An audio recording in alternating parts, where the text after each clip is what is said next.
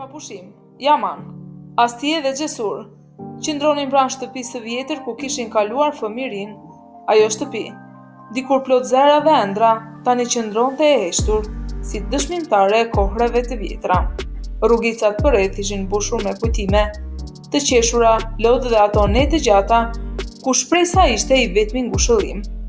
Asje me sytë që ndriçonin mes pikave të shiut, ndjeu një mall të thellë për vitet e pafajësisë. Edhe pse jeta i kishte sprovuar ënd, ajo kuptoi se brenda atyre ditëve të thjeshta, kishte qenë e fshehur lumturia e vërtetë. Yaman shikonte shtëpinë me një qetësi të thellë. Ai kujtoi varfërinë, mungesat, por edhe ngrohtësinë që i mbante bashk. Atëherë nuk kishin asgjë përveç njëri tjetrit. Madje kishin edhe vëllain e tyre të humbur, Umutin. Xhesur qëndronte pranë tyre i heshtur, por me zemrën plot mirënjohje. Ata të tre nuk kishin më fëmijët e humbur të dikushëm, ishin njerëz që kishin mbijetuar, që kishin mësuar të falnin, të kuptonin e të ecnin përpara. Për një moment, Yaman u ndal dhe i shikoi të dy, Astien dhe Xhesurin, me një botësi që rrallë e kishte shprehur me fjalë. Në eshtjen që mbizotëronte mes pikave të shiut, ai përqafoi fort, sikur të donte t'i ruante në kujtesë përjetësisht. Ishte një përqafim i ngrohtë, i mbushur me mirënjohje, me dashuri të pastër dhe me një ndjenjë lamtumire të fshehur. Ata qëndruan ashtu për pak sekonda, duke ndjerë zemrat që rrihnin në të njëjtin ritëm, si dikur, kur bota e tyre ishte e vogël, por plot dashuri. Yaman u tërhoq lehtë, buzëqeshi dhe i pa në sy, sikur të donte t'u thoshte se për ta asgjë nuk mund të kishte kuptim. Në atë çast telefoni i ra, ai hodhi një vështrim të shkurtër në ekran dhe fytyra e tij ndryshoi. Serioze e përqendruar, me një frymarrje të thellë, i tha me qetësi se duhet të largohej, do të shkonte në spital për të vizituar nenën. Asje dhe Xhesur e ndoqën me sy, teksa ai u nis ngadalë në përshi. Allazi i tronditur dhe me zerin që i dridhej, e mori telefonin me duar që mezi i kontrollonte. Zemra i rikthte fort ndërsa numëronte çdo sekond që telefoni binte në anën tjetër. Kur më në fund Asia u përgjigj. Ai mezi nxorri fjalët nga goja. Me tonë të shqetësuar e pyeti se ku ndodhej Yamani. Asia e pa ditur çfarë po ndodhte, u përgjigj me qetësi. I kishte përshëndetur ata dhe ishte larguar për të shkuar në spital për të vizituar nenën. Në anën tjetër të linjës, eshtja e Allazit u bë rend. Ai nxori frym thellë sikur donte të përgatiste veten për diçka që do të ndryshonte gjithçka. Yaman nuk kishte shkuar në spital, ai kishte gënjur, kishte lënë një mesazh të turbull dhe se kishte vendosur t'i bënte keq vetes. Fjalët ranë si rufe në anën tjetër të telefonit. Asje dhe Xhesur u nisën me ngut, duke ndjekur rrugët që Yaman dikur i njihte më mirë se kushdo. Gyven ende në paraburgim, ndihet një ankth që nuk e linte të qetë.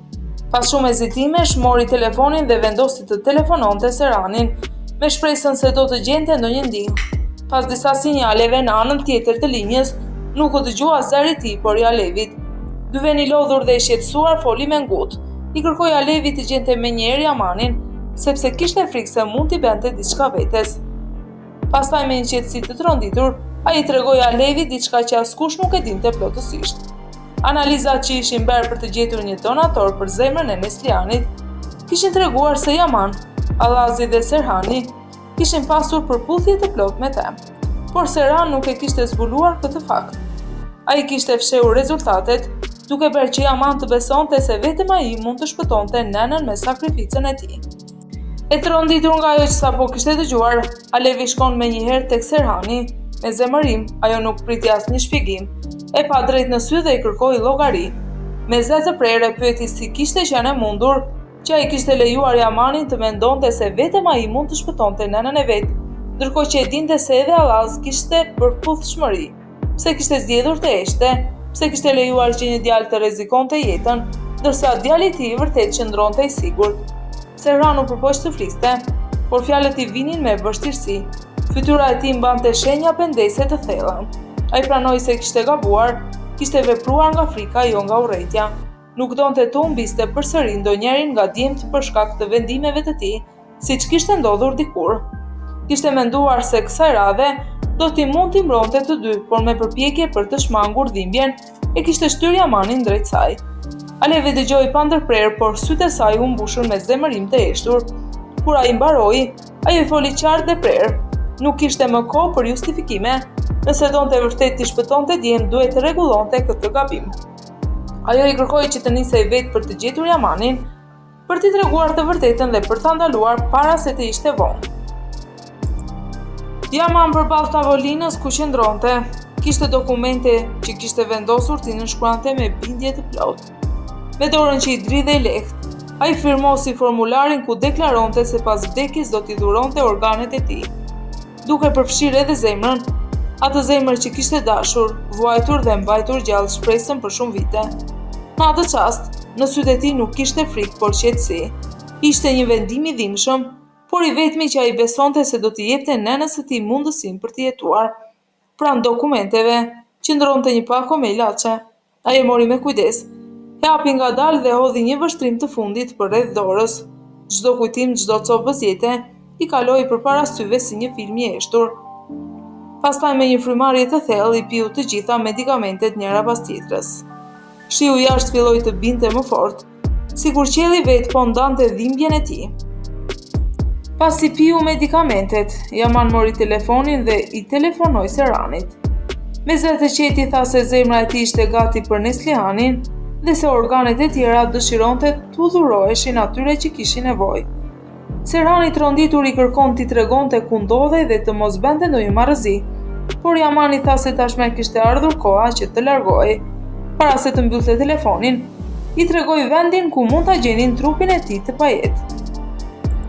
Allas tashmë i trishtuar për vëllain e tij Yamanin, por i bindur se Yaman sakrifikon jetën për njerëzit e tij të dashur, pa u menduar dy herë, beson se janë shumë vonë për ta gjetur të gjallë. Por Xhesuri i kërkon që të heqë dhe të mos mendoj të keqen për Yamanin. Allas shpërthen duke thënë se zemra po i digjet nga mendimi se do ta humbas përgjithmonë vëllain e tij. Serhan gjen Yamanin pa ndjenja dhe vendos menjëherë në makinën e tij për ta çuar në spital. Serhani kërkon të qëndrojë pranë tij duke thënë se gjithë jetën do ta fajsojnë për vdekjen e tij. Ndërsa Serhan kontrollon pulsin e Yamanit, makina del nga rruga dhe përfshihet në një aksident. Një javë më vonë, Neslihan e rikuperuar dhe plotësisht e shëruar, qëndronte para pasqyrës dhe shikonte fytyrën e saj.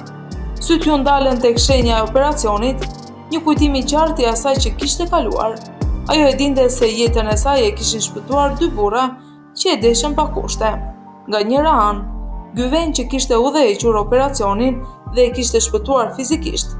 Nga ana tjetër, Serhan, i cili kishte dhuruar zemrën e tij, duke i dhënë Neslihanit një mundësi të re për të jetuar.